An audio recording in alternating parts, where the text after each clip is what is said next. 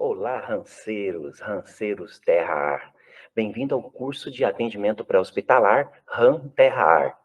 O projeto RAM Terra-Ar vem aí com uma nova proposta de ensino, uma proposta de transformar o profissional realmente preparado para o serviço de urgência e emergência. Liga você que está aí, bom dia, boa tarde, boa noite, seja a hora que for, você que está ligado aí na nossa aula inicial, falando um pouquinho sobre atendimento pré-hospitalar.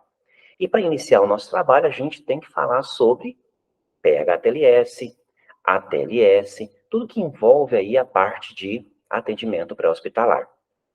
Mas lembrar para você que o atendimento pré-hospitalar não é só trauma. Na grande maioria das vezes, é clínico também. Então, dentro do curso RAM Terra-Ar, você também terá aí as principais emergências clínicas voltadas ao pré-hospitalar. Lembrando você que a teoria é toda online. Mas as práticas, você vai ver lá que são as datas marcadas que você precisa se organizar para estar presente. O curso Hunter traz aí algumas modalidades de ensino que, por vezes, elas são partilhadas. Então, assim, tem um curso de APH tático num lugar, resgate em altura em outro. Então, a ideia do curso Hunter necessariamente, trazer uma proposta nova de ensino, onde que a gente realmente vai preparar você, enfermeiro, você técnico de enfermagem, você condutor socorrista, você médico, você que está no serviço de emergência e que quer realmente se profissionalizar com qualidade. A gente sabe que tem muitos cursos de APH por aí, né? Só que com uma percepção, uma perspectiva um pouco diferente, um pouco resumida, voltado principalmente para o trauma.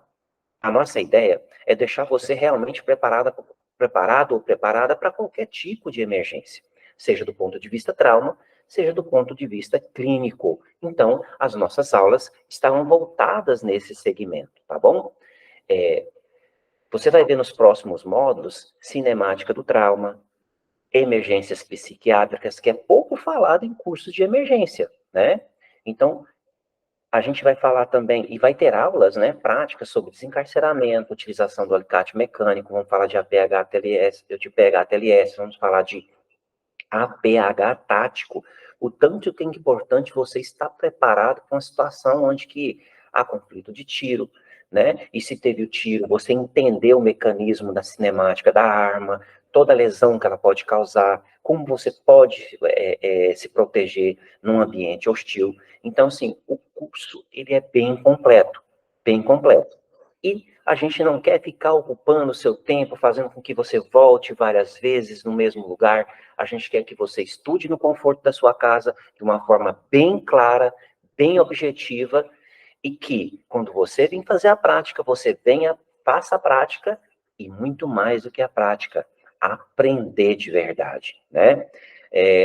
A gente tem muitos vídeos, cursos online, cursos presenciais, mas a ideia do RAM Terra é trazer para você a qualidade dos cursos RAM, assim como do aeromédico, um curso que realmente vai fazer a diferença. Mas sem mais delongas, vamos iniciar a nossa aula falando sobre assistência ao politrauma. Bem-vindos aí, amigos, você que está aí agarrado no estudo, né? A gente vai começar a falar sobre assistência ao politraumatizado. Meu nome é Ademir Mazuco, eu sou enfermeiro, trabalho no serviço de emergência há mais de 20 anos e conheço bem todo o desenvolver do serviço, tanto do ponto de vista do politraumatizado quanto do clínico, tá? E a ideia inicial nossa é começar falando sobre assistência ao politrauma e falar um pouquinho sobre os mnemônicos, né? Todo aquele algoritmo que ensina você a trabalhar de forma correta. Mas olha só, eu gostaria de abrir a aula falando um pouquinho sobre câmeras de vídeos, né? O que mais a gente vê observando por aí, que toda assistência que você vai dar, seja ela principalmente no trauma, né? Mas no clínico também acontece, são as pessoas que estão lá com o seu celular, filmando. E alguns profissionais se incomodam muito com isso, né? Ficam preocupados, não gostam que registra. Necessariamente você, enquanto servidor ou colaborador de uma empresa, você tem algumas questões jurídicas que precisa de ser colocado para vocês aqui. Por exemplo, se você está no serviço público e você está fazendo uma assistência, você está ali em nome do serviço público. Então, você ficar pedindo para não te filmar é algo que não vai acontecer. O pessoal vai te filmar. Ah, mas eles não podem. Podem sim, tá? Eles podem filmar. Eles não podem colocar você numa situação de rede social ou divulgar as imagens privada sua para uma rede aberta, isso realmente não pode, tá bom? Quando você está no serviço privado, você pode solicitar que não seja filmado, você pode solicitar, mas também impedir que a pessoa filme, gente, é perder tempo, é se desgastar. Então, já abrimos a nossa conversa falando um pouquinho desse ponto de vista ético. E para ilustrar para vocês, eu tenho alguns vídeos, e eu vou deixar aqui abaixo, aqui nesse módulo inicial, esses vídeos que estão na aula, eu vou deixar para vocês poderem assistir ele de forma mais lisa, que talvez aqui no sistema de gravação pode ficar um pouco travado. Eu quero que vocês assistam esses vídeos e depois a gente vai discutir um pouquinho. Segue abaixo alguns vídeos que eu gostaria que você agora entrasse e assistisse ele, tá? Quando você assiste eles, tá aí no seu modo, tá? Esses 3 vídeos. Aí você volta para nossa aula e dá continuidade para você entender. E a gente vai falar um pouquinho sobre esses vídeos, tá bom? Assiste lá. Assistir os vídeos lá. E o que vem na sua cabeça com esses vídeos? O que você vem na sua cabeça? Profissional despreparado? Uma equipe muito preparada, como aquela do SAMU lá em Brasília? Uma equipe que tirou uma pessoa de qualquer jeito de um carro? Ou até mesmo aquela moça que não estava conseguindo colocar um colar cervical numa vítima? Então, eu coloquei aqui várias situações para a gente abrir uma discussão muito importante voltado à questão ética, né? Você realmente tem que se preparar, você tem que fazer o máximo do seu conhecimento quando você está no local para prestar assistência a um paciente. Então, se você está querendo trabalhar no serviço de emergência, tente absorver o máximo de conhecimento possível. Por quê? A gente nunca vai saber tudo, mas aquilo que você aprende, que você coloca em prática, pode fazer com que você preste uma assistência de melhor qualidade, tá? É muito difícil a gente falar assim para você, olha, faça sempre assim num paciente numa situação X. Olha, cada ocorrência tem um fator diferente. Só que quando você sabe fazer o procedimento da maneira correta, e você tem uma vítima numa condição que precisa ser atendida, você sabendo o norte correto, você vai fazer o mais próximo do certo possível. Por quê? Assim você vai evitar danos maiores a essa vítima. Falar que tudo vai ser lindo, maravilhoso e perfeito seria demagogia da minha parte. Até porque você aprende algo agora e nem sempre você vai usar todos os dias. Por isso a importância de sempre estar se atualizando, sempre estar relembrando tudo aquilo que você aprendeu. Então, o que vem na sua cabeça? Vergonha? Vem sentimento de revolta? Vem vontade de rir? Né? O sentimento de, se você tivesse no lugar, você faria de diferente. Então, são várias coisas que vêm, né? E fugir desse tipo de situação hoje, de ser filmado durante o atendimento, gente, é quase impossível, porque tem câmera para todo lado. Há pesquisas no mundo que falam que a cada 10 celular, 11, quer dizer, mais que todos, têm câmera que filma. Então, todos os celulares filmam. Então, você tem que estar mais tranquilo em relação ao seu atendimento do que se preocupar com a filmagem, tá bom? Então, olha só, a gente já começa falando um pouquinho dos princípios aqui, o que é importante você ter em mente, né? E é o primeiro mandamento, assim, que a gente fala quando está falando em politraumatizado, ambiente de atendimento. Garantir a segurança dos socorristas e do doente. A ordem está de forma correta. Então, você primeiro tem que garantir a sua segurança para daí você pensar na segurança do paciente, porque senão você acaba virando uma vítima, tá? Avaliar toda a situação. Quando a gente fala avaliar a situação, é se realmente o ambiente ou a cena que você está, ela é segura. Se é possível você se aproximar com segurança, é possível você prestar uma assistência a esse paciente e que seja seguro para você. Por exemplo, numa via, tem uma colisão de veículo e você precisa atender, só que é uma via de grande volume de carro e você precisa de ter segurança para você atender. Bem, a própria viatura serve de proteção para você. Tá? A própria viatura, colocando na disposição correta, ela serve de proteção para o socorrista. Sinalizar que o que está acontecendo por meio de cones, por meio de sinalizações luminosas, isso tudo garante uma segurança para você na hora do seu atendimento. Então, avalie bem o local onde você está e vê se é seguro para você prestar uma assistência. E eu não falo só no trauma veicular, acidente automobilístico, não, mas também com ferimento por arma branca, ferimento por arma de fogo. Tudo isso você tem que ter certeza que é seguro para você chegar até o local e prestar a sua assistência, tá bom? Reconhecer a biomecânica das lesões. Olha, é importante você entender o mecanismo do trauma, e isso você vai entender melhor na aula de cinemática, que vai ser logo o seu terceiro módulo, tá? A cinemática do trauma, ela vai te falar para você todas as lesões que o indivíduo pode ter de acordo com a biomecânica do trauma, tá? Então, se ele foi atropelado, quais as lesões que você pode reconhecer, que você pode prever que pode ter. Um tiro de encosto ou um tiro à distância, explosão, ferimento por arma branca, que é a faca, colisão carro com carro, carro com moto, criança no atropelamento, adulto no atropelamento. Então, em cima dessa biomecânica, você vai prever as lesões, tá bom? Reconhecer lesões com risco de morte. Aí você vai usar o mnemônico XABCDE. Mas olha só, o XABCDE, ele tem esse mnemônico porque, literalmente, ele vai te dar um norte de como você vai atender e qual é a estratégia que você vai utilizar numa sequência lógica para que você obtenha um maior sucesso no seu atendimento. E a gente vai falar de cada letra dessa. Via aérea e coluna cervical. Controle das vias aéreas, observar as vias aéreas com controle da coluna cervical. Então, você está observando o seu paciente, você já está controlando a coluna cervical dele.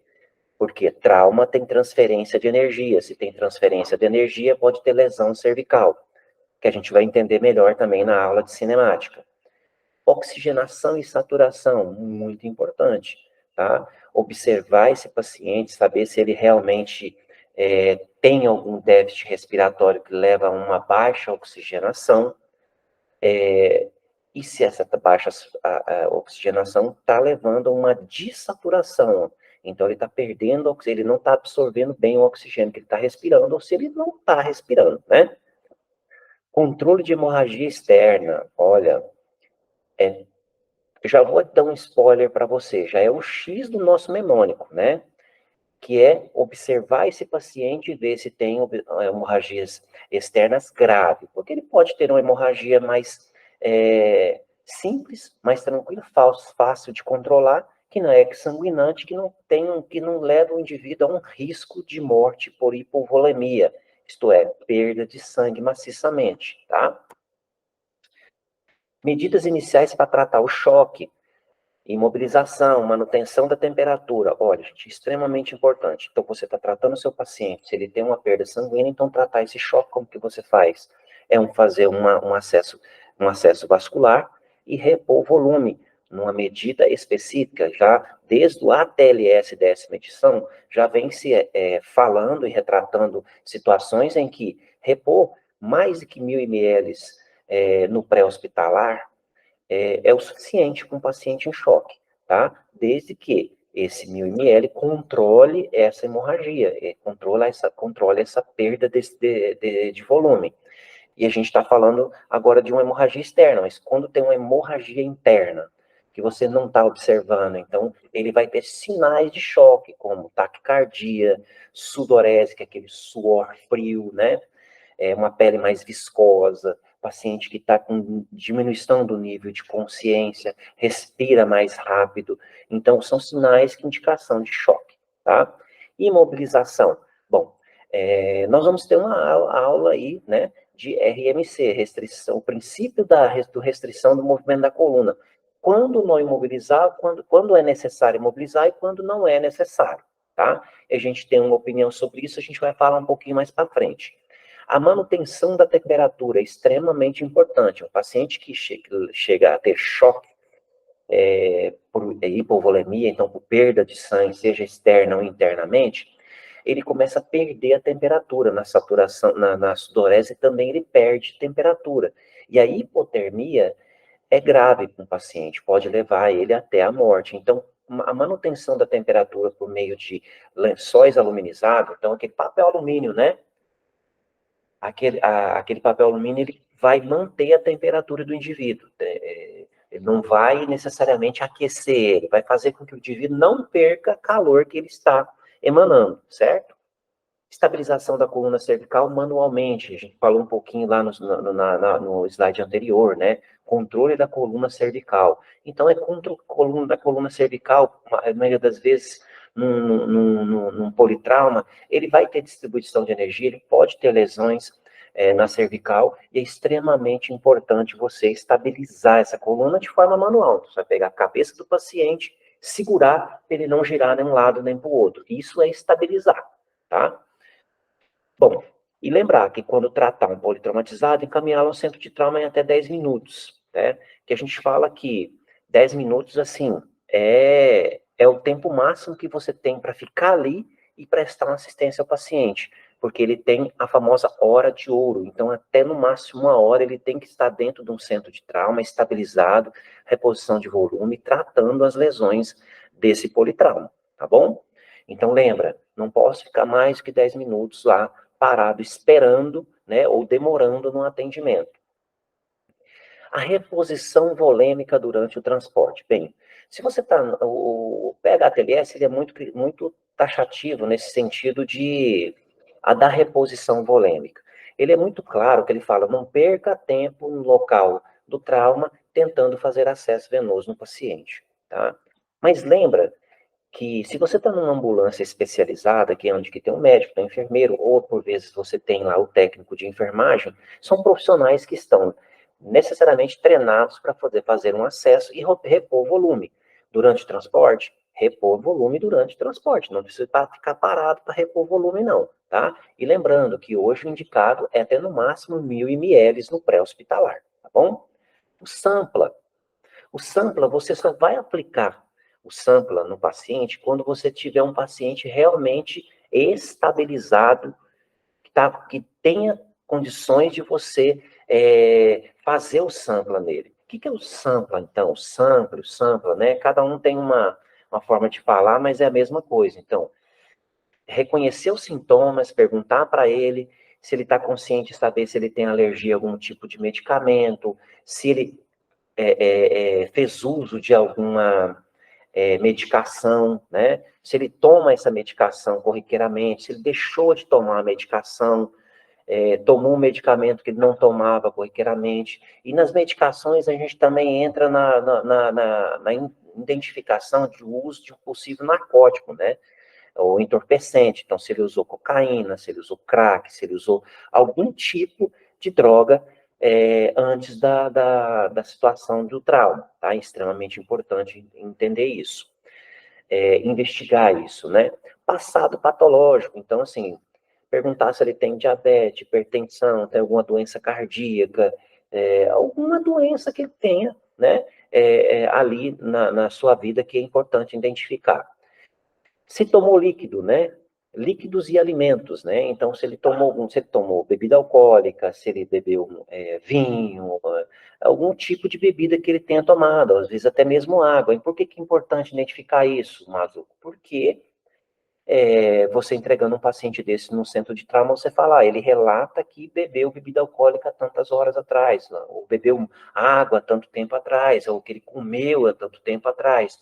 Isso é importante, não para a gente dentro da ambulância, no pré-hospitalar, mas para dentro do intra-hospitalar, auxilia muito um paciente desse. Porque é um risco, se o paciente ele tem que ir para um centro cirúrgico, por exemplo, se ele tem aí todas as informações, como sintomas, alergias, medicações, passado patológico, líquidos e alimentos que possa ter ingerido, isso vai ajudar na segurança do paciente durante um procedimento cirúrgico, tá? Passagem do caso, olha, isso aí você não vai encontrar em nenhum livro, porque realmente isso é do dia a dia nosso, né? Por vezes, o profissional, a gente chega e passa vai buscar um paciente, ou vai levar um paciente, procurar passar bem, com toda a clareza, com todos os dados que você tem de informação. Normalmente, dentro de uma USA, ou unidade de suporte avançado, ou a VIR, que é um veículo de intervenção rápida, tem um médico e um enfermeiro. E, por vezes, o médico chega, passa o caso e pronto, né? O outro colega médico. Mas é importante, muito importante, o técnico de enfermagem na sua unidade básica, ou o enfermeiro na sua unidade avançada, passar também o caso de enfermagem. Porque, por vezes, você enfermeiro, você médico, pode ter observado alguma coisa que o outro colega não observou. E quando você passa o caso de forma mais ampla, mais abrangente, você, passando o caso de médico e de enfermeiro, você acaba que diminui a possibilidade de não ter passado alguma informação importante. Então, a passagem do caso é muito importante, tá? Seja para você deixar o paciente, ou seja para você buscar esse paciente para levar a algum determinado local. Busque o máximo de informação, tá? E muito importante, evitar, né? Evitar maiores danos para esse paciente. Então, o princípio nosso de atendimento ao politrauma também é evitar maiores danos. A gente tem que tratar esse paciente que não piore o dano que ele já tenha e evitar algum outro dano nesse paciente. Quando a gente fala danos, é iatrogenia mesmo, tá? Cuidar, evitar esse tipo de situação, causar alguma dor, né? E lembra que a Organização Mundial da Saúde, ela tem como um critério, o ser humano, ele tem direito de não sentir dor. Então, a gente tem que tratar ele com o máximo de cuidado possível, evitando danos e evitando causar dor. Tá certo? Bem, um conceito claro aqui, né, para entender o que é esse politraumatizado. Então, é um indivíduo que apresenta mais de uma lesão decorrente do trauma, em diferentes segmentos corporais, traumatizado multissistêmico. É a mesma coisa, tá? Então, ele pode ter um arranhão aqui, um quebrado ali, uma batida da cabeça aqui, ele é um politraumatizado, tá bom? Que são poli, né, vem de mais de dois, então poli, vários, né, politraumatizado, vários traumas. Bem, a gente agora vai falar um pouquinho sobre a sequência da assistência. Então, você está vendo que a nossa aula é bem objetiva, bem clara, né?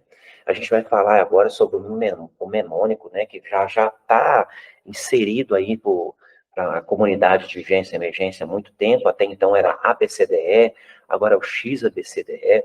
Lembrando, não confunda, tá? CABD, tá? O CAB, tá?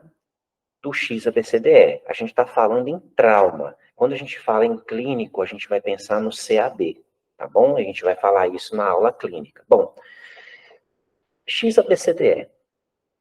Então, o que seria o X, o que seria o A, B, C, D e E? Olha, foi inserido o X há pouco tempo, que trata sobre as hemorragias graves, as hemorragias sanguinantes, aquela coisa que está sangrando demais, você percebe, é visível, está entrando, saindo aquele sangue em grande quantidade nesse paciente. Bem, é necessariamente um algoritmo que te direciona. Se o paciente tem hemorragia grave, sanguinante, você tem que parar essa hemorragia antes de fazer qualquer outra coisa nesse paciente. Foi colocado esse X agora, mas isso a gente sempre fez, né? Quando a gente chega numa situação de trauma grave, a primeira coisa que a gente chega e observa, se ele tem um sangramento ativo muito sanguinante, a gente vai tratar essa hemorragia.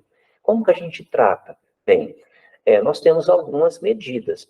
possíveis de tratamento.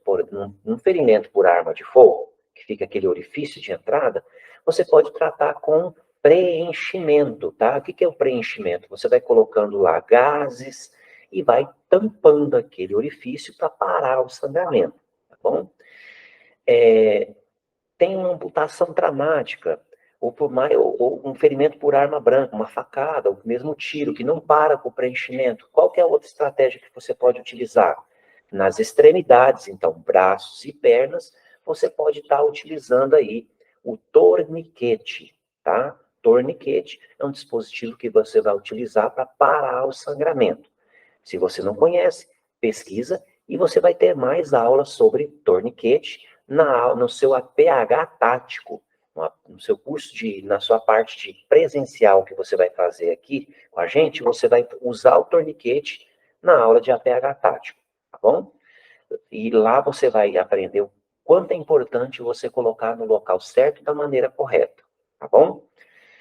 Bom, se você chega no trauma, ele não tem hemorragia sanguinante, ou você tratou já essa hemorragia, você passa para as vias aéreas, não airway, né? Que é a sigla em inglês para as vias aéreas.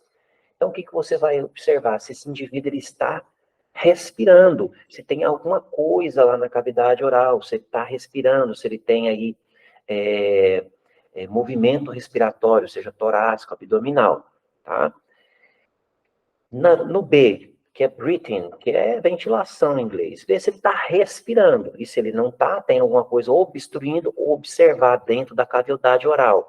Mas cuidado, não fique colocando a sua mão dentro da boca. Abra a via aérea sem ter que colocar o dedo dentro, tá bom? E verifica se ele está respirando, como nas vias aéreas que você observou, agora você está observando, você olhou as vias aéreas, agora você vai observar se ele está respirando, tá bom?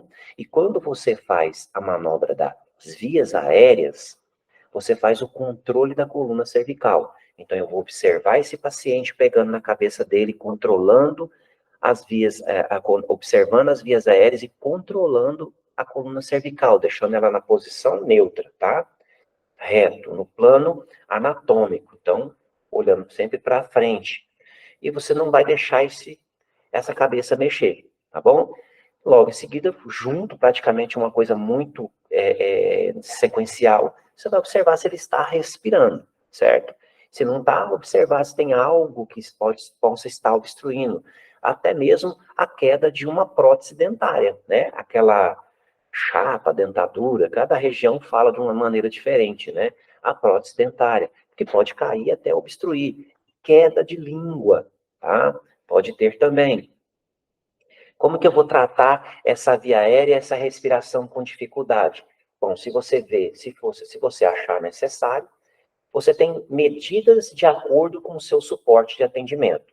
Se você está no suporte básico de vida, você pode estar utilizando uma cânula de Guedel, que vai facilitar e abrir a via aérea e esse indivíduo vai respirar com mais facilidade. Se você está no suporte avançado, e aí você tem, além da câmara de Guedel que pode ser utilizada, também é dispositivo extraglótico de ventilação, como a máscara laríngea, tá? Mas também pode estar utilizando, no caso de uma unidade de suporte avançada com o médico, tal também utilizando a intubação. A gente vai mostrar para vocês aí, tá? No C, circulation ou circulação. Bem, se você tem lá no X, no controle da sua hemorragia grave, possivelmente na circulação, o indivíduo já vai estar com essa hemorragia controlada. Mas você pode ter situações que são pequenos sangramentos, que não são grandes, assim. Por exemplo, ele tem lá um corte na mão, um corte na superfície abdominal, mas não é profundo, que sangrou ali um pouco. Então, você vai tratar já, tá? E na circulação, a gente tem aí algumas coisas para ser observada nesse paciente. Na circulação, você vai perceber, você vai olhar lá se ele está tendo uma boa perfusão. O que é a perfusão? A perfusão é você simplesmente pegar a ponta dos dedos do paciente, tá? Apertar e soltar. Aqui tem que ficar vermelho, tá? Na ponta do dedo tem que ficar vermelho em menos de 2 segundos. Se demorar mais de 2 segundos, é porque esse paciente ele pode ter tido uma perda sanguínea e essa circulação está prejudicada, tá bom? Mas detalhe, às vezes as pessoas têm uma impressão um pouco errada na hora de avaliar uma perfusão. Lembra que o indivíduo está passando por uma situação de trauma, não só físico, mas psicológico também. E aí, quando você está abordando esse paciente, está observando ele, você vai perceber que ele vai estar um pouco pálido, né? Ele vai ter, assim, um pouco de suor. E às vezes não é porque ele perdeu o volume, mas é porque a situação do trauma psicológico é tão grande que ele fica pálido, tá? Muito normal você encontrar isso no dia a dia da emergência.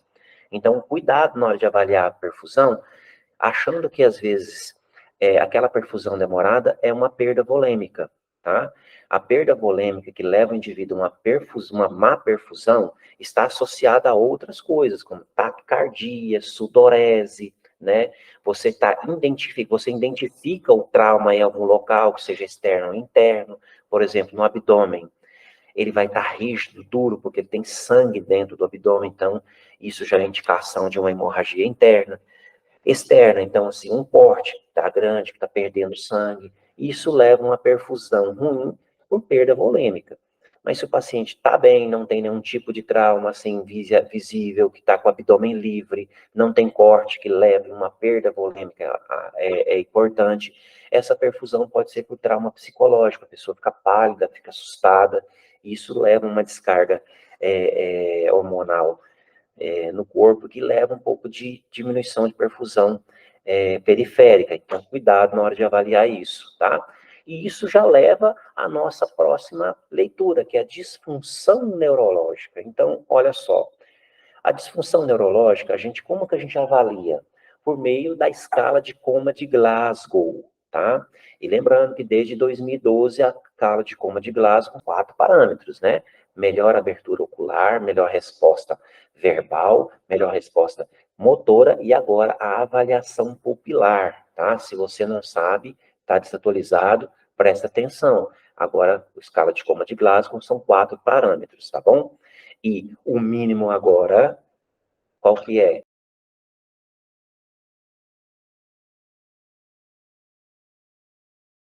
Lá na aula de avaliação clínica, nós vamos trabalhar mais essa escala de coma de Glasgow, mas eu vou deixar você pensando, tá bom? Vou utilizar a escala de coma de Glasgow para avaliar a gravidade da lesão desse paciente, se ele teve principalmente se ele teve um trauma crânioencefálico, TCE. Você consegue, junto com a escala de coma de Glasgow, avaliar a situação basal, quer dizer, aquele no momento, tá? E durante o seu deslocamento para a unidade de saúde, você aplicando de 3 a 4 minutos, e com isso você vai tendo um parâmetro de disfunção neurológica. Tá? Então, as pessoas às vezes acham, vamos aplicar a escala de coma de Glasgow somente ali na hora que está atendendo, mas não, ele serve para você avaliar seu paciente de 3 a 4 minutos durante o deslocamento até o centro de trauma, tá bom? Então, ele serve aí para avaliar a disfunção neurológica, por exemplo, você pode sair com um paciente desse com Glasgow 12, durante o seu transporte, ele diminuindo o nível de consciência, e de repente você está com um paciente com Glasgow 6, 8, né, que já é um paciente que evoluiu para uma gravidade grande, que já precisa necessariamente, às vezes, até entubar esse paciente, tá? Então, a escala de coma de Glasgow, ela serve para avaliar o parâmetro de gravidade, que pode ser ali na hora basal, que também pode ser durante o seu deslocamento com esse paciente para a unidade de saúde, tá certo? E agora a gente fala um pouquinho sobre exposição e ambiente, né, que é o E. Exposição, necessariamente, é você expor a vítima, avaliar esse paciente como um todo, né? Principalmente quando você tem um paciente trauma por ferimento por arma branca ou arma de fogo. Então, a possibilidade de transfixação de um projétil de arma de fogo é muito grande. Às vezes, a transfixação de um objeto cortante como uma faca grande também é corriqueiro. Então, é importante você sempre expor a sua vítima, observar todo o paciente, principalmente quando ele não responde, ele é um paciente grave, inconsciente, ele não vai te falar onde que está. Então, você tem que procurar. Então, tem que expor, realmente expor a vítima, identificar onde estão as lesões, tratar as que são possíveis ser tratadas no local, principalmente quando um paciente tem um pneumotórax aberto por um trauma, seja por arma branca, arma de fogo, um capotamento, uma colisão, atropelamento, tá? Você tem que tratar esse orifício com aqueles curativos de 3 pontas, né? Que tem os comerciais, a gente pode improvisar um na hora. Então, na exposição desse paciente, você consegue observar todas as lesões viáveis, as possíveis lesões, tá? Não viáveis, as possíveis lesões. Então, a exposição é extremamente importante.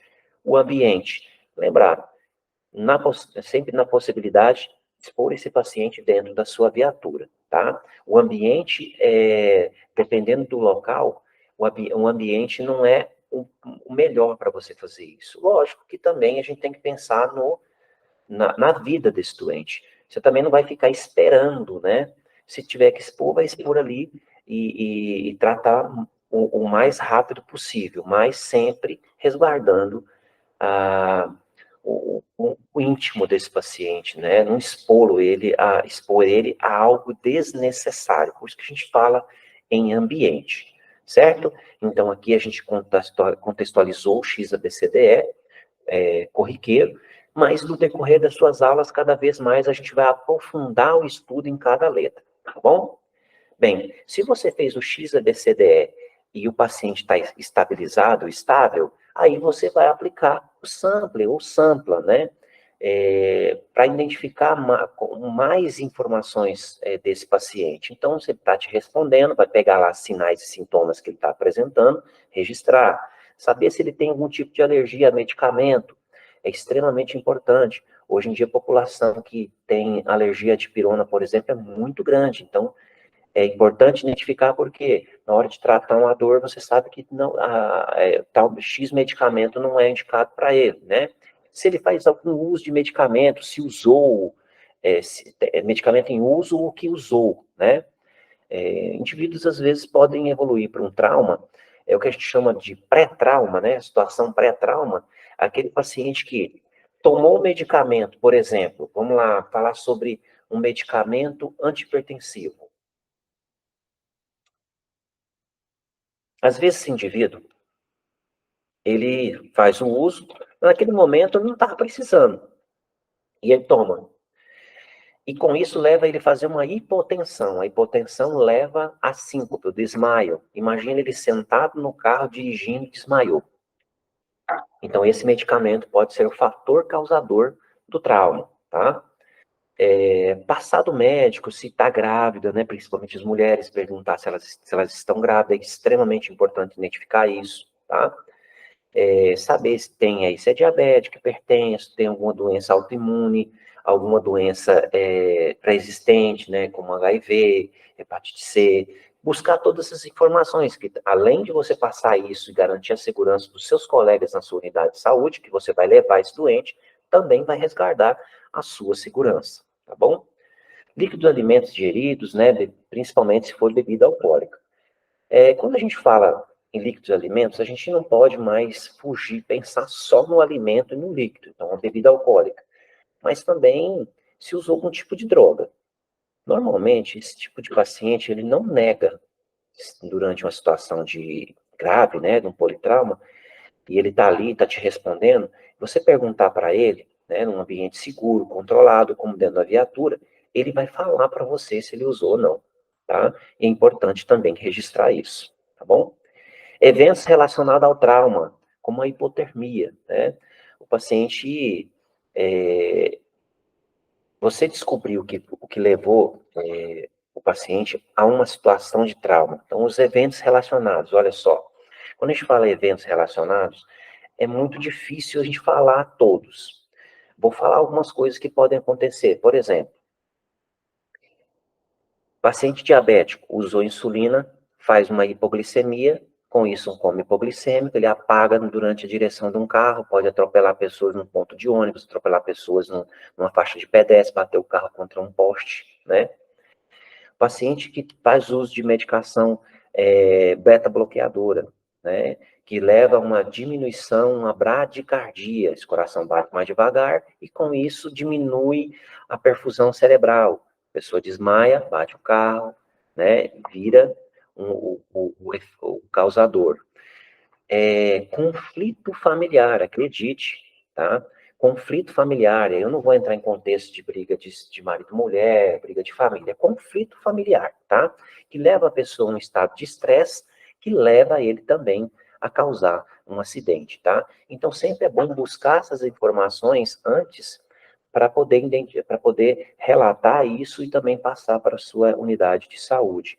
Lembrar que o trauma leva a paciente a fazer uma hipotermia, principalmente por perda volêmica. Então, tratar esse paciente, como que eu trato esse paciente numa possível hipotermia? Manta aluminizada, lembra sempre a parte brilhosa para baixo, tá? O pessoal ainda a gente encontra por aí o pessoal colocando a parte luminosa para cima, não é a parte luminosa para baixo, tá? A manta luminizada, ela não aquece a pessoa, ela vai manter a temperatura gerada por esse paciente no paciente, assim evitando que ele evolua para hipotermia grave, certo? Bacana. A gente vai falar um pouquinho também sobre a situação de erros, né?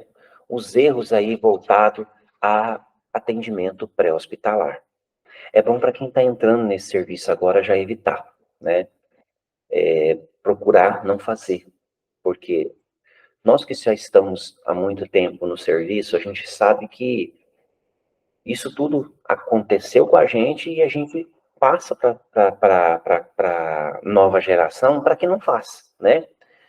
Primeira coisa, se você está trabalhando no serviço pré-hospitalar pensando em ser herói, você está no lugar errado, né? Então, cuidado, atenção com o heroísmo mata, tá? Você tem que ser realmente pé no chão, pé atrás e sempre agir com serenidade, tá? Nunca um atendimento é igual ao outro. Então, você tem que ter serenidade na hora de você realizar o seu atendimento. E quando a gente fala aí da parte dos erros, a gente quer que você evite, né? Evite. Por exemplo, vamos falar o primeiro aqui, ó. Segurança da cena. É extremamente importante você garantir a segurança da cena de onde você está atendendo, tá? Ter certeza que ali você pode estar trabalhando com segurança. E quando a gente fala isso, nós temos que falar algumas coisas. Por exemplo, a segurança da cena não é só o ambiente externo, interno também, tá? Olha só, na hora de você atender no ambiente externo, uma situação de trauma, espere sua viatura parar para então descer, tá? De dentro da viatura, procure identificar qual a maneira mais segura de você se aproximar do seu paciente, tá bom? Tenha muito cuidado na hora de você prestar assistência a uma situação de ferimento por arma branca, ferimento por arma de fogo. Cuidado, o agressor pode estar no local, tá? E ele pode ver que você está fazendo o seu trabalho, salvando a vida do indivíduo, e ele pode querer até agredir a equipe. Então, tenha muito cuidado. Quando atender ferimento por arma de fogo, por arma branca, tenha certeza que a polícia está no local e que o agressor não esteja lá. Porque o agressor, por vezes, pode estar até ali no meio das outras pessoas, que às vezes não sabem nem que ele é o agressor. Tá? Então, tenha muito cuidado. Tá? Na hora de atender acidente, cuidado, risco de explosão. Às vezes você foca no paciente, mas esquece que tem um veículo ali, que tem combustível e que tem uma bateria ligada. Então, lembre-se, segurança em primeiro lugar. Desligue o cabo da bateria, corte o cabo da bateria desse carro, tenha certeza que não tem combustível indo para a sua direção, tá? Para que você não vire uma vítima. tá bom? Então, cuidado com o risco de explosão. Gente, outra coisa muito importante. O seu macacão, o seu uniforme, ele é um EPI. Então, use de maneira correta, tá?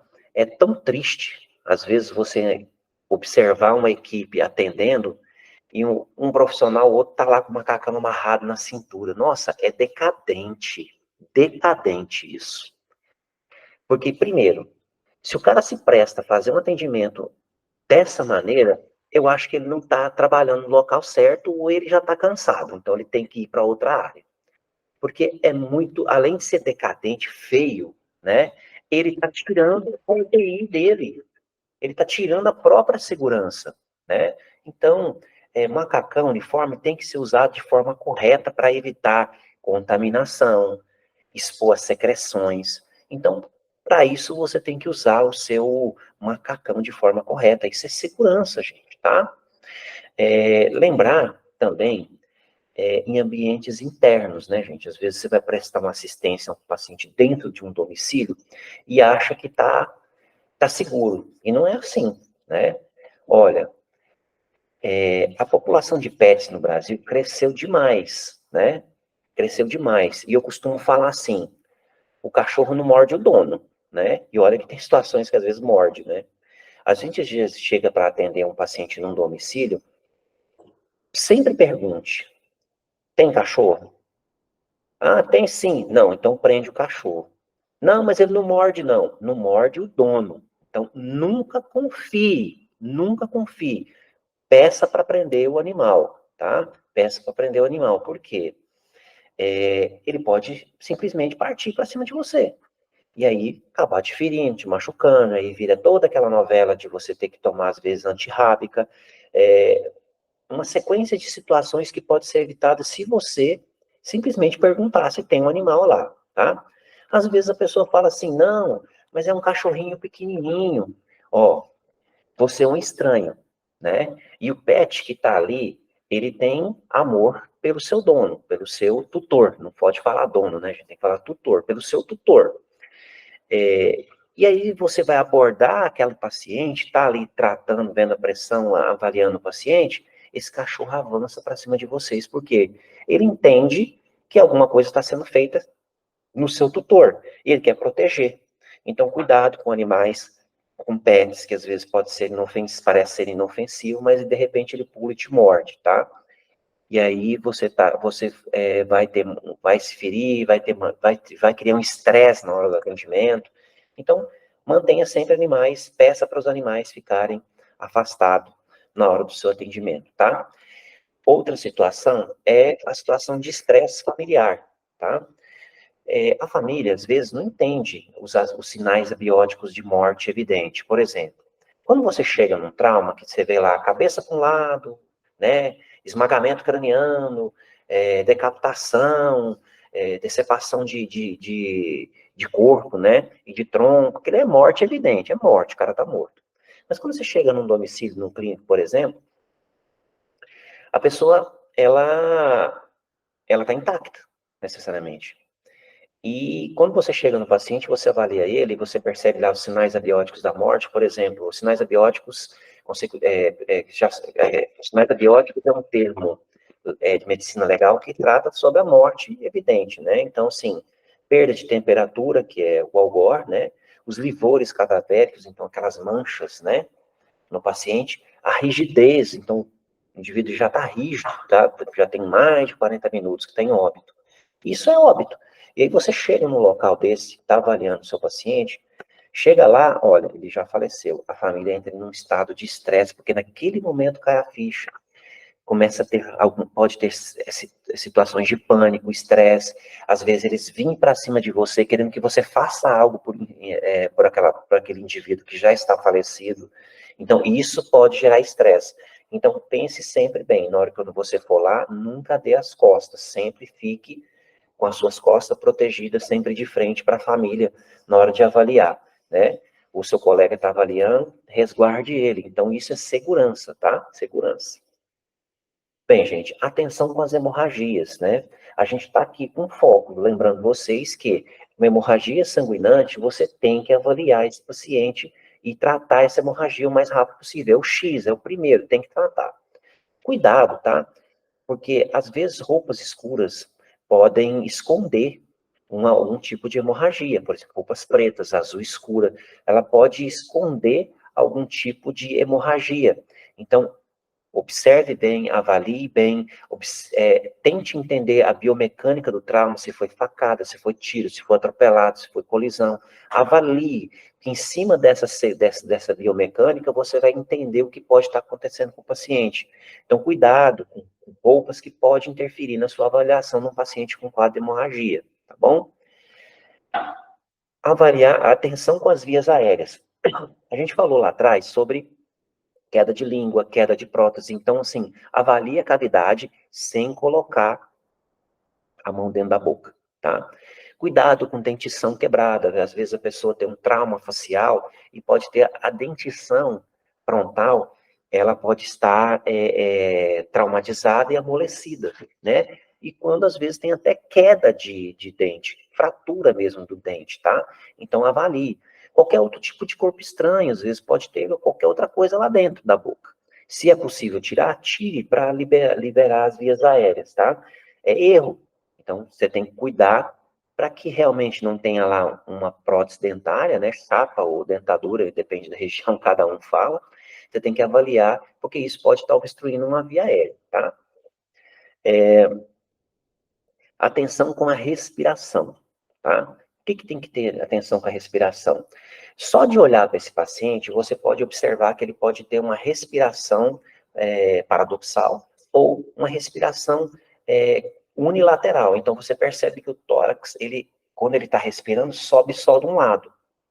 Sobe só de um lado. Quer dizer que esse paciente pode ter um trauma do lado oposto, que pode ser sangue ou pode ser até mesmo ar. Tá? Então, pode ser um pneumotórax fechado, pode ser um hemotórax fechado, tá? Dependendo do trauma, sangrou dentro dentro do tórax, e isso vai dificultar a respiração. Lembrar que, no caso de pneumotórax fechado, tem medidas pré-hospitalar que vai facilitar com que esse paciente estabilize mais rápido, como a descompressão por punção, tá? Que não se faz mais aqui próximo à clavícula, agora é somente no quinto espaço intercostal, na linha axilar média. E aí quem pode fazer somente médico e enfermeiro, tá bom? Que estão legalmente habilitados no Brasil para fazer essa descompressão, que pode ser com uma agulha específica, e tem alguns colegas aí que utilizam até mesmo um apotátil um pouco mais calibroso e descomprime. Quer dizer, o que acontece? Você cria uma válvula para sair esse ar preso no pneumotórax fechado, tá? No sangramento, então, o hemotórax, o que pode ser feito no local? Olha, pode ser feito também a drenagem do tórax, mas quem faz isso? Somente o médico, tá? Se o paciente não tem comprometimento da respiração grave, de repente não é importante nem fazer a drenagem no local, mas levar ele para um centro de trauma para ser feita essa drenagem dentro de um ambiente seguro, tá bom? Então, atenção com a respiração, e conforme a respiração, você pode ter um parâmetro do que está acontecendo com esse paciente, tá bom? Atenção com a circulação, tá, gente? Olha, a gente lá no comecinho, a gente estava falando para vocês sobre o risco de você ter uma má avaliação da perfusão desse paciente, né? Por exemplo, um trauma psicológico pode fazer com que ele fique pálido, né? Que ele tenha lá, ele fique hipocorado ou pálido. E aí, na hora de você fazer a avaliação de perfusão, demora um pouco mais de 2 segundos para preencher os vasos capilares aqui. E você confundir isso achando que ele tem um sangramento, tá? Então, assim, para você ter uma má perfusão relacionada à hemorragia, tem uma cadeia de situações que vai acontecer, como sudorese, taquicardia, taquipneia, quer dizer, ele vai respirar mais rápido, ele vai suar frio, ele pode ter diminuição do nível de consciência, e aí vai estar associada a má perfusão que está relacionada à hemorragia, tá? Agora, tem que estar um pouco mais atento para não errar também em situações de frio, né? Frio. Então, você pode estar atendendo esse paciente numa madrugada, numa região que é mais fria, e o frio pode também comprometer a leitura da perfusão. Então, cuidado, tá? Cuidado em regiões frias, que a perfusão pode estar relacionada ao frio e não à situação mais grave, tá? Olha, outro erro que acontece muito é a avaliação do pulso no local errado, tá? Numa situação de trauma, a gente não faz avaliação do pulso no pulso radial, aqui, ó, tá? A gente sempre vai checar carotídeo, tá bom? Carotídeo. Por que, Ademir? Bom, numa situação de trauma, às vezes o indivíduo ele pode ter uma perda volêmica, não tão grande, mas que diminui a pressão sistólica dele, a pressão a maior, né? Para baixo de 9, tá? E uma pressão abaixo de 9, o pulso radial, quase a gente não sente. E aí você pode confundir, achar que o indivíduo está até em parada cardíaca, e não é. É porque ele teve uma perda polêmica que bastou muita pressão, e o pulso periférico, quer dizer, da periferia, então o pulso radial, ele pode estar inaudível, você não vai sentir ele, tá? Então o ideal é checar o pulso carotídeo, tá? Carotídeo aqui para não ter, para você avaliar e ter certeza, tá? Que esse paciente está em parada ou não, tá bom? Lembrar que o sangramento interno, você não tem nada por fora, você não vai enxergar nada, mas o paciente tem sinais e sintomas, então fique atento para sinais e sintomas, tá bom? Bom, atenção com o estado neurológico. Gente, todo paciente que se submete a uma situação de trauma, todo, entre aspas, não vamos dizer todos, porque não são todos, mas vamos falar em situações de trauma grave. Ele vai ter um déficit neurológico. Não, perdão. Ele vai ter uma queda de valores na escala de coma de Glasgow. Esse paciente, possivelmente, ele vai estar confuso. E se ele está confuso, ele já tem a perda de um ponto, né? Já vai, em vez de ter 15, vai ter 14, tá? Então, esse paciente, se ele tiver uma perda volêmica importante, que a pressão dele chegue a ficar abaixo de 100, então 100 por 6, 100 por 4, ele pode ter também um déficit, um déficit de consciência por má perfusão cerebral, tá? E isso pode levar ele a ter um gasgo ruim. Então, se você tem uma reposição volêmica boa, vai melhorar também a perfusão cerebral. E com isso, ele vai ter respostas mais coerentes, tá? Então, cuidado, pressão baixa pode levar você a ter uma avaliação de cada escola de coma de Glasgow errada, tá bom? Exposição, atenção com a exposição. A gente já vinha falando para vocês lá atrás, anteriormente, falando sobre a questão de expor o paciente. Se possível, garanta a ética. O que eu quero dizer com isso? Exponha esse paciente dentro da sua ambulância, tá? Não tem necessidade de você ficar expondo o paciente. Se não tiver necessidade de expor esse paciente em via pública, não faça. Se não houver necessidade de expor ali, porque já, de repente, no calção curto, dá para você avaliar bem, não precisa ficar cortando roupa desnecessariamente, tá? Então, não exponha a vítima em ambiente externo desnecessariamente, tá? Às vezes, é importante a gente se colocar no lugar do paciente. E, com isso, a gente sentir o que ele sentiu e não querer fazer, não querer que aconteça com você o que está acontecendo com ele, tá? Então, expor a vítima quando necessário, porque se não for necessário, não exponha. Por quê? Porque se você expor ele, você vai levar ele à hipotermia. O paciente já está num estado de estresse por conta da situação do trauma, e você expõe ele, ele vai ficar com frio, vai atrapalhar mais ainda no seu atendimento, então cuidado na hora de expor. E se tiver que expor, lembre-se, após exposição, avaliação desse paciente, coloque a manta aluminizada sempre com a parte brilhosa para baixo, tá bom? Outra coisa muito importante, e essa sim, nunca vi curso nenhum falando. Na hora de expor sua vítima, necessariamente você vai ter que utilizar uma tesoura. E a gente sempre recomenda que você utilize a tesoura de ponta romba ou a de Lister, tá? Essa tesoura aqui, ó, tá? É uma tesoura que, além de ela ter um corte muito bom, ela também tem essa parte aqui, ó, na ponta dela, né, na parte mais distal dela, é rombo. O que quer dizer isso? Evita você causar lesões nesse paciente. Então, cuidado na hora de utilizar uma tesoura para você, de repente, não cortar o paciente. E olha que cada vez mais tem situações de acidente com isso. Então, tenha muito cuidado na hora de utilizar uma tesoura, gente, tá? Muito cuidado para quê? Para que você não cause uma outra lesão nesse paciente, ou até mesmo você, com a tesoura, atingir uma área que já está lesada e você piorar essa lesão. Então, lembre do princípio de evitar danos nesse paciente, tá certo? Então, atenção para o heroísmo, né? Se você quer ser herói, você está no lugar errado. As pessoas te considerar é consequência do seu trabalho bem feito. Mas não faça as coisas pensando nisso. Faça, se for fazer, faça direito. Faça as coisas da melhor maneira possível, tá bom? Aqui eu tenho uma tabelinha que eu acho interessante mostrar para vocês, que é a utilização do, do dispositivo de ventilação, tá? Deixa eu voltar aqui. É,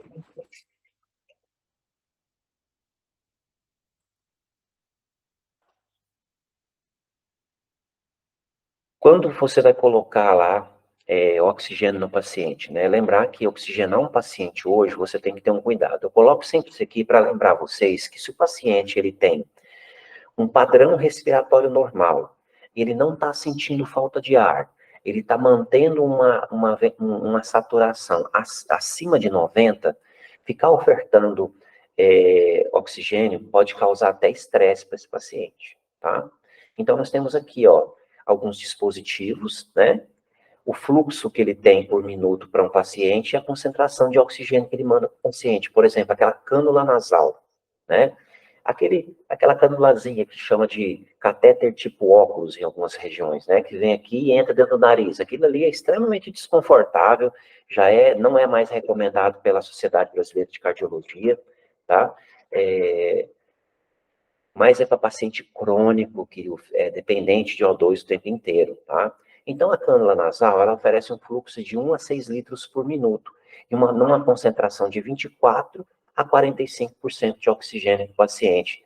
E ele é um paciente que tem ventilação espontânea, quer dizer, aquele que respira, né? Nós temos a cânula nasal, tá? Cânula que entra dentro do nariz mesmo, tá? Bem desconfortável. Não é todo paciente que aceita, não é tão usado, tá?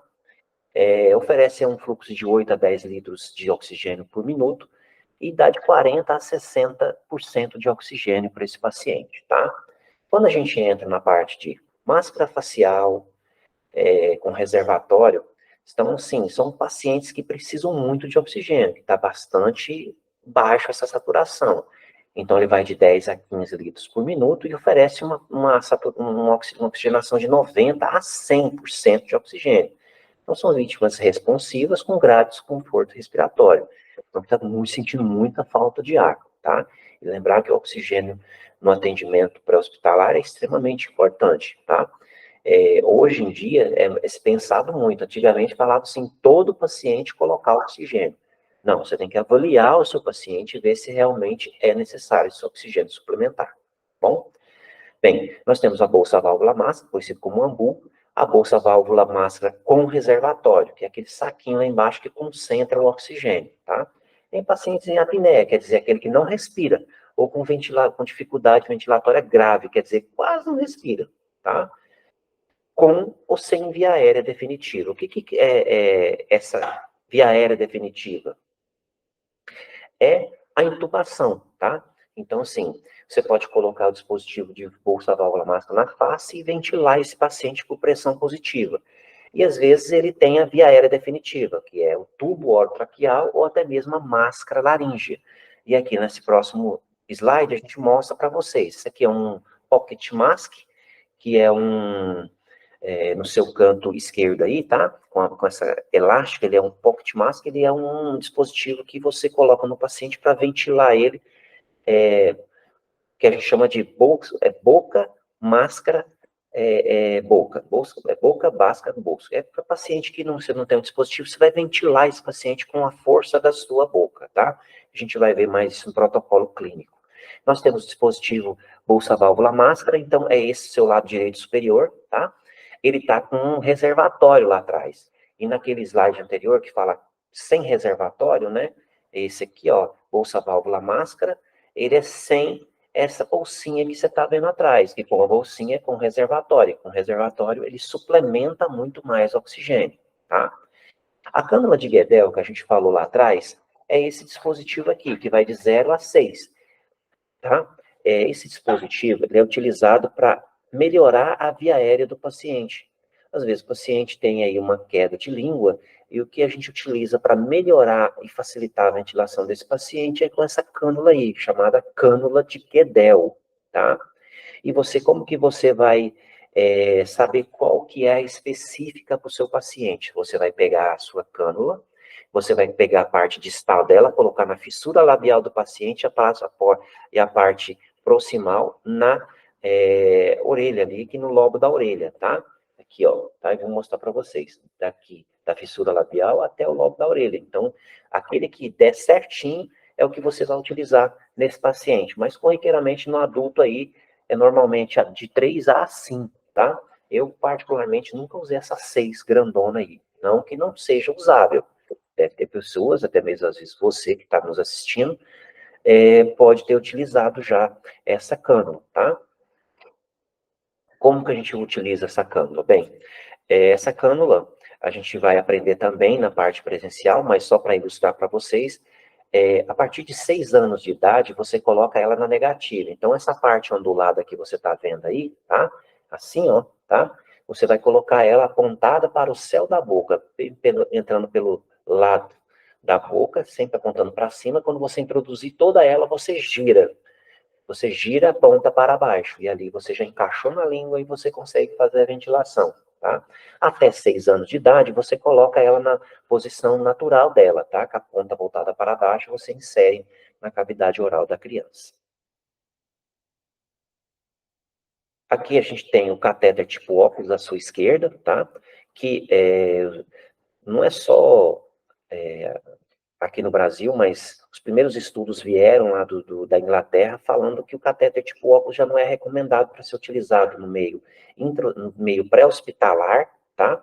Não é recomendado usar no paciente com quadro de IAM, porque sopra oxigênio dentro do nariz da pessoa e causa um desconforto respiratório muito grande. E a pessoa ela não respira direito, ela fica travando a respiração, fica com respiração curta. E quando ela faz isso, ela absorve menos oxigênio e desatura mais rápido. E se ela fizer isso, é ruim para o coração que está precisando de oxigênio, tá? Aí nessa figura central, você tem uma fotografia de uma máscara com que você controla, a gente chama aí no meio hospitalar de máscara de Venturi, tá? Cada cor dessas pontinhas que fica na parte distal, ela oferece uma quantidade de fluxo específico de oxigênio para o paciente. Então, se o paciente precisa de 3 litros ou 2 litros, 5 litros de oxigênio, ou ela te oferece em litros e porcentagem de oxigênio também, 40% de O2. Você tem a cor específica, bem escrita em cada uma delas, tá? A outra é a máscara de oxigenação simples com reservatório. Você pode ver que essa parte de baixo é onde o oxigênio fica preso e concentrando esse oxigênio para mandar o máximo de suplementação possível para esse nosso paciente, tá bom?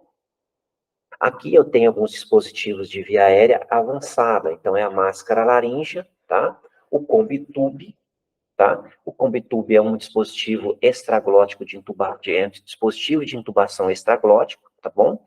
A máscara laríngea logo à sua direita superior, tá? São vários tamanhos, de acordo com o peso do paciente, ou aproximadamente o peso dele, você escolhe a máscara laríngea específica e passa no paciente. O Combitube, ele tem o adulto e o infantil, simples assim, tá? Você vai utilizar ele, tá bom? Quem pode utilizar e realizar esse procedimento? Somente enfermeiro e médicos habilitados para poder fazer, tá? No caso do enfermeiro, ele tem que ser habilitado, fazer o curso e se habilitar no procedimento. O médico já sai da faculdade já habilitado a fazer, tá? E na parte inferior do seu lado direito, você tem aí o tubo orotraqueal, né? O mais usado em situações graves de intubação lá dentro da traqueia.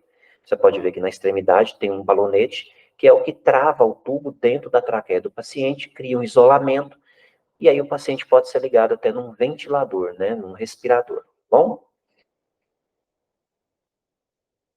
Aqui, essa foto eu coloco assim para você ter uma ideia de como fica a máscara laringe dentro da boca do paciente, tá bom?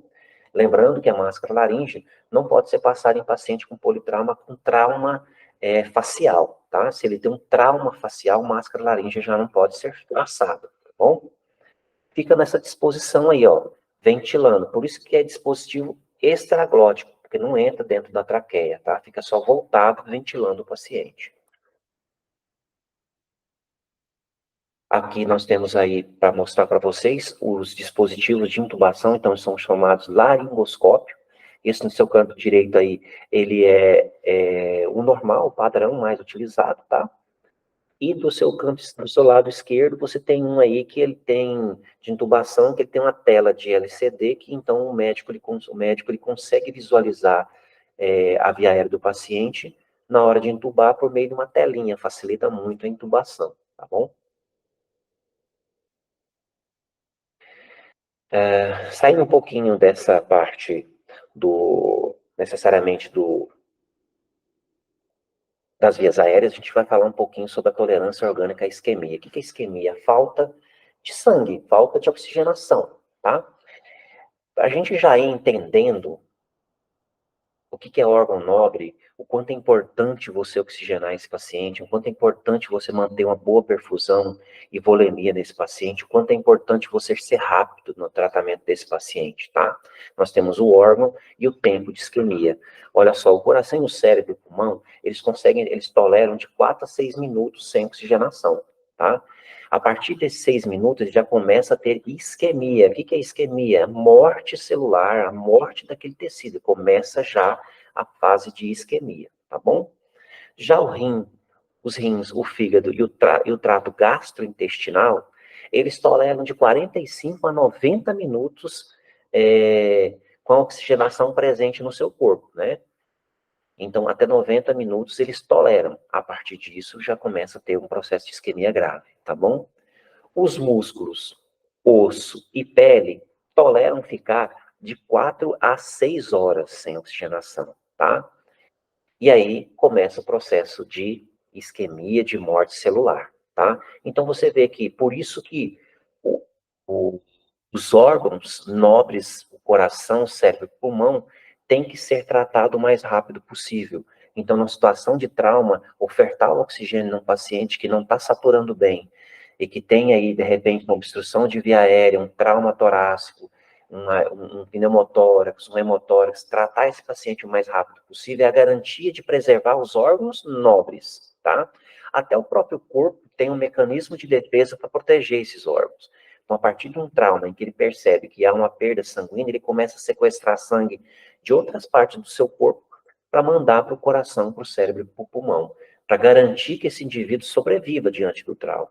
Então, quanto mais rápido você chega, trata o paciente e rapidamente leva ele para um centro de trauma, é a garantia de que esse paciente vai ter lesões por isquemia minimamente possível, tá bom? Então, reconhecer e tratar o choque. Para você cuidar bem desse paciente, tem que observar algumas coisas, tá? E aí eu coloquei aqui, foi situações que a gente falou lá atrás no XABCDE. Sinais clínicos, né, que esse paciente tá em choque, então diminuição da frequência cardíaca, aumento da frequência cardíaca, aumento da frequência respiratória, diminuição do nível de consciência, diminuição da perfusão capilar, quer dizer, leva mais de 2 segundos para preencher e ficar coradinho o dedo, né? Coloração e temperatura da pele caem, né? Então você vai ver que ele vai ficar pálido, ele vai ficar mais frio, tá? Isso é indicação de trauma. E diminuição da pressão arterial, tá bom? Então, buscar a causa, mecanismo da lesão e o tipo de choque, tá? tratar imediatamente e pensar no que é preciso para oxigenar a célula. Oxigênio, volume, porque se você tem volume e você tem oxigênio, é igual a pressão. E a pressão você vai manter esse paciente estabilizado. Esse termo atrasar a acidose metabólica, às vezes para você que não é médico, enfermeiro, técnico de enfermagem, talvez você não vai entender. Mas eu vou explicar aqui de uma forma mais, assim, objetiva, tá? Então, quando o indivíduo, ele começa a ter perda volêmica, ele começa a perder sangue, o corpo, ele entra num estado de acidose metabólica, tá? Todos os componentes, as reações químicas do corpo, ele fica mais ácido, e isso é muito ruim para o corpo, tá? Então, como é que eu vou tratar esse paciente? No meio pré-hospitalar é reposição volêmica, tá? Reposição volêmica com fluido ou a solução específica, tá bom? Então, a gente vai conseguir tratar a acidose? Não, mas a gente vai conseguir atrasar ela, tá? E como que eu vou fazer isso?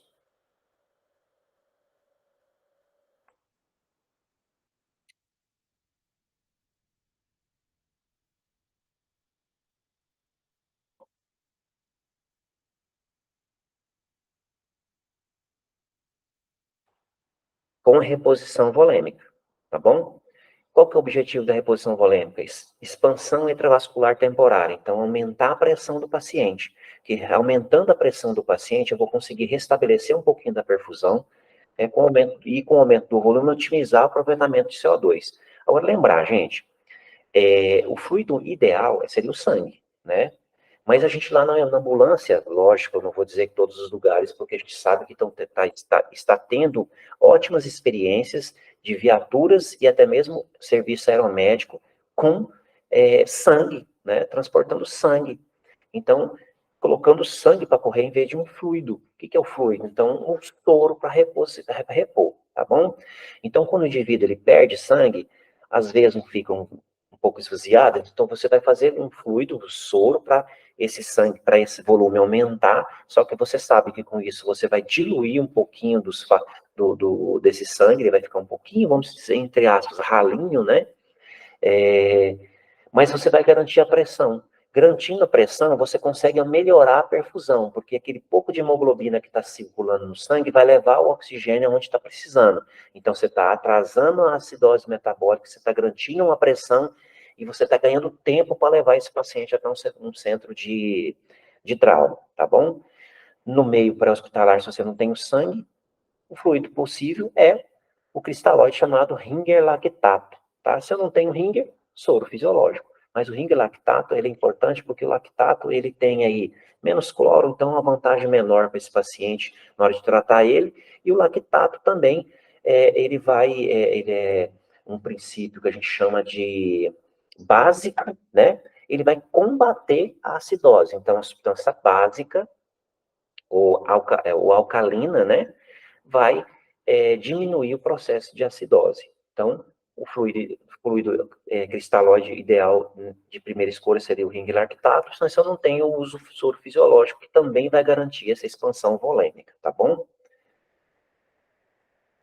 Bom,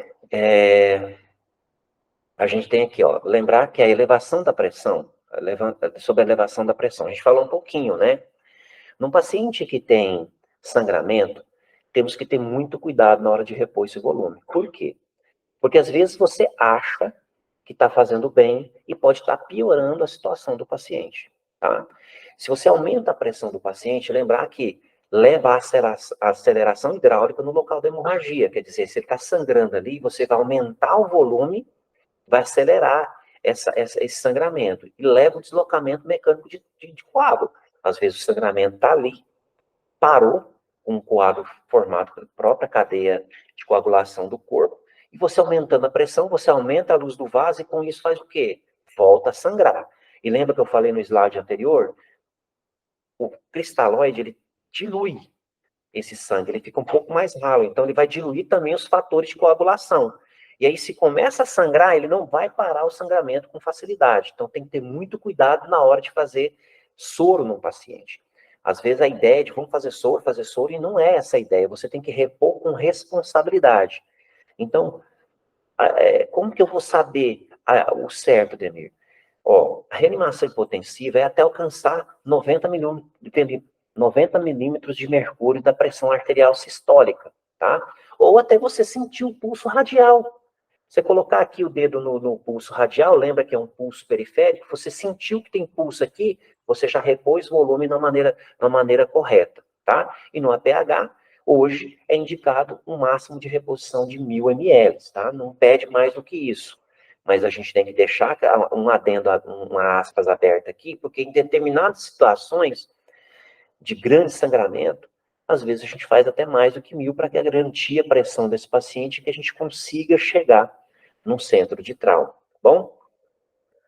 Aqui eu estou mostrando para vocês alguns dispositivos, né, que é utilizado aí na reposição volêmica. Então, para ilustrar para vocês aí, nós temos um soro, né, o Ringer simples, um equipo, e o abocate, o gel, né? Cada cor tem um número, né? Então, normalmente, esse verde, ele é o 18, né? 18 Gauger, o 18G. Nós temos aí o amarelinho, que é o 24, muito usado na pediatria. Esse rosinha é o 20, né? 20 Gauger, o 20G.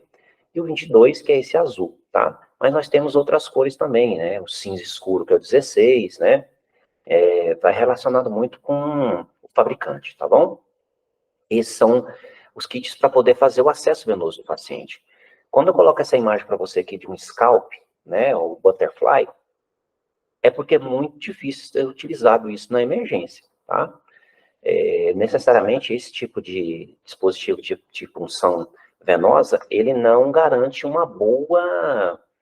bom volume para um paciente num tempo específico, tá? A gente precisa de uma reposição volêmica rápida e precisa, tá bom? Então, normalmente não é indicado que tenha um scalp dentro de uma viatura, tá bom? Um pré-hospitalar. Mas, lógico, que tem situações que é viável, mas não voltado para emergência, tá? Nós temos aqui também outros dispositivos, que é mais usual para o médico, tá? Isso aí é um dispositivo usado pelo médico, que é o acesso central, tá? Ou dissecção de veia, que hoje não é muito utilizado na emergência, principalmente no trauma, em que você precisa ser rápido, tá? Mas pode ser colocado dentro de uma unidade de emergência fixa. Então, existe. Tem na ambulância? Temos na ambulância. Em algumas situações, tem médicos muito bons que fazem um acesso central muito rápido, tá bom? Nós temos aí o dispositivo de punção intraóssea, tá? Esse aqui é o modelo, tá? Mas tem vários outros modelos que pode ser utilizado. Então, com esse dispositivo aí, aumentou a possibilidade de sobrevivência no paciente. Então, como a gente veio falando, no estado de choque, a gente precisa corrigir esse choque o mais rápido possível. Então, hoje em dia, a medida estratégica de obter um acesso vascular no paciente rapidamente é por meio do dispositivo intraósseo. Lembrando que no estado de choque, o paciente ele fica com o sistema circulatório comprometido por conta da hipotensão e a perda volêmica. Então, conseguir um acesso venoso no paciente no trauma é bem difícil. E com o dispositivo intraósseo, consegue-se obter o acesso vascular com rapidez e assim repor o volume no paciente. Quando a gente fala em reposição por intraósseo, às vezes a gente fica pensando, como assim? Como que acontece, né? Então, eu trouxe um vídeo aqui que mostra para vocês como que se dá, né, essa entrada desse volume dentro da perna de um paciente por meio do intraósseo. E na perna, eu falo na perna, mas pode ser feito em outros locais também pré-estabelecido, tá? É um procedimento que pode ser realizado pelo médico e pelo enfermeiro somente, tá? Então, nessa imagem, você vê aí que tem o osso, aí é a tíbia, tá? Acima é o fêmur.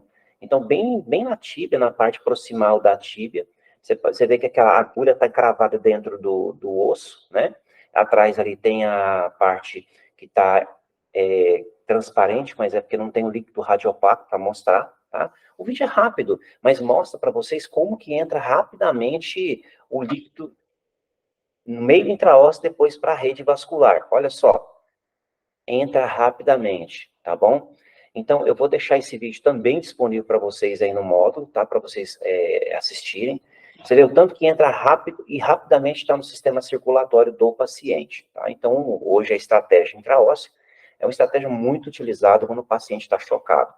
Mas deixando bem claro que o acesso venoso ele ainda é a primeira opção. E o que fazer quando você encontrar uma vítima dessa maneira aqui, ó? O que você faria? Ou o que você faria se você encontrasse uma vítima assim?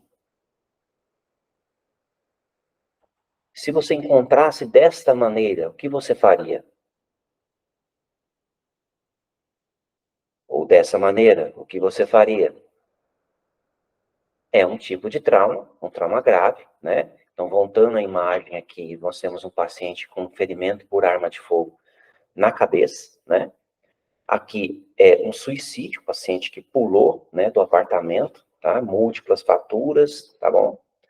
Aqui é um paciente por vítima por arma branca, né? Múltiplas perfurações, uma perda maciça de sangue, né? Aqui um tiro de encosto na cabeça, embaixo do queixo, né? Um tiro é um ferimento por arma branca, arma de fogo, tá? Aqui um politrauma grave, tá? Grave mesmo, que você percebe que visualmente você consegue visualizar 3 vítimas, né? Duas ou 3 vítimas. Se olhar bem, acho que 2 vítimas aí. O que você faria? Nessa situação, o que você faria? Bem, IML ou SVO?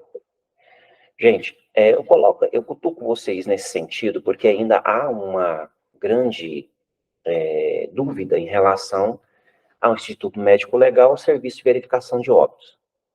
A gente deixa claro para vocês que o IML é aquele departamento do legista que ele faz a investigação de um possível causa de crime. Então, assim, causas externas, né? Vamos dizer.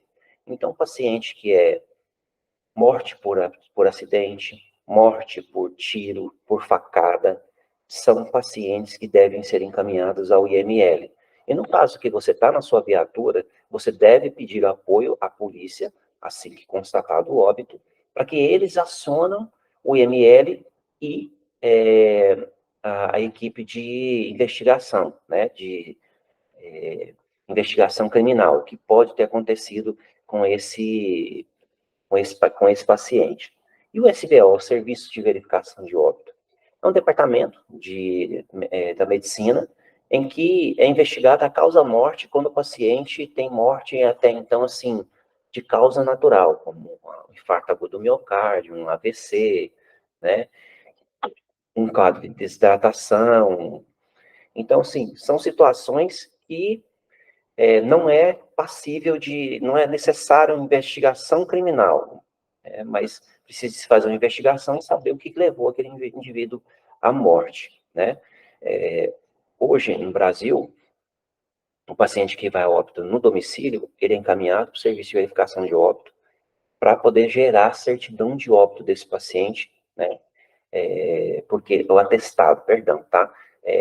Gerar o atestado de óbito para a família fazer o registro do óbito e assim encaminhar para o velório e sepultamento. É o caminho natural. Mas às vezes a família tem um médico na família, às vezes tem um médico que acompanha e ele pode gerar o atestado de óbito sem ter que passar por esse departamento. Então ele é gerado o atestado de óbito, a família vai diretamente a um cartório de registro de óbito e já registra o óbito para poder sepultar esse indivíduo, tá? Mas quando é IML, não. IML é suspeita de crime, é suspeita de uma causa-morte indefinida, que precisa saber o que aconteceu.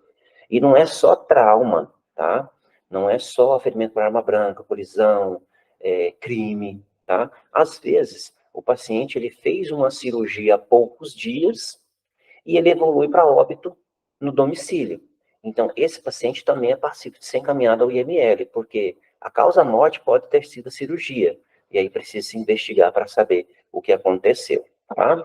Então, essa aula, ela ficou bem curta, bem detalhada, clara, objetiva para vocês. Lembrando vocês que os próximos módulos vão ser liberados cada parte do trauma com mais estudo mais profundo, tá? Então, o próximo módulo de vocês agora vai ser o módulo de cinemática do trauma e biomecânica, tá? Uma aula muito bacana que você vai entender toda a biomecânica que leva o indivíduo, o que levou o indivíduo a ter aquele trauma. Então, se você vai ver um capotamento, em cima do capotamento você vai prever algumas lesões no paciente. Então, uma aula muito legal, fica atento, tá? Vamos deixar aqui para vocês mais alguns vídeos ilustrando toda essa parte do XABCDE. Os vídeos que estavam na aula vai ficar disponível para vocês e essa aula vai ficar em PDF para vocês poderem baixar, tá bom? Muito obrigado e até a próxima aula.